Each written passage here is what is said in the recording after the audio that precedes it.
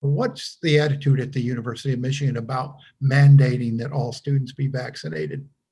So far everything I've heard has been pretty positive. I mean, you do hear a few negatives too, but one of the things we learned this past year is that the residence halls were a site for a lot of spread of COVID, particularly among roommates.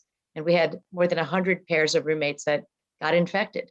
So as we look to the fall and coming back to our educational mission in a face-to-face manner, keeping the campus safe as possible really requires that those residence halls are safe. And hence the requirement for students that live in the residence halls. We have tried to make this as convenient as possible, not so much a requirement in a negative manner, but one that says, we care about your health, we care about the health of the campus, and here are some ways to get vaccinated. We've heard that younger people are less likely to get the virus and less likely to suffer its worst effects. What role does that play in sort of a hesitancy amongst the young adult age group, older teenage group, to get vaccinated?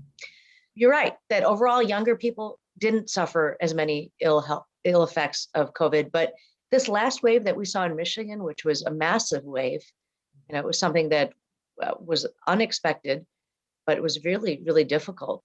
There were a lot of young people who got sick. As to hesitancy, there are a lot of rumors and myths around vaccination, what it is and isn't.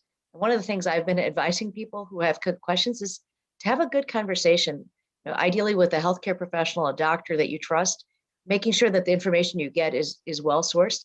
These vaccines have now been given to tens of millions. We're talking almost 300 million doses in the country, with just a handful of side effects beyond just what might last for 24 to 48 hours. And, again, COVID vaccinations, not just about protecting individuals, although the news on that is getting better and better. It's about protecting everyone around you.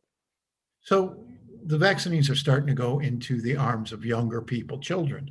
I think we're now down to the 12 years and up, or 13 and up, and that age level is going to keep going down. We're starting to hear from parents who are have some concerns, have some reluctance, worried about the myths that you talked about, maybe that it would alter the genetic makeup of their children or cause some other long-term side effect. There are a lot of myths, unfortunately, around the vaccine.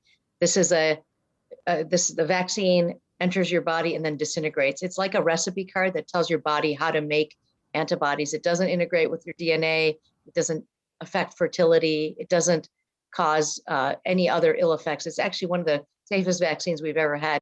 And the other thing I share is that I'm a parent and my children are vaccinated, and I'm an aunt to younger children who are also getting their vaccines. For my own family, this was an easy decision.